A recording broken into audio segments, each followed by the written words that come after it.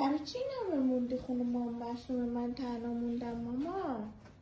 که تشتاری نشه بمون دلم برات تنگ بشه. Armanım baba nerede çarşafım gördüğüm bu paketler چی؟ گفتی چیکار؟ میگم بزنیم به هم بخوریم. یعنی چی این کار؟ یعنی خوش بزنیم. چی؟ بیا یعنی خوش بزنونی. بیا بیا. از کی یاد گرفتی بابا این چیزا رو؟ کی این کار کرده که تو یاد گرفتی؟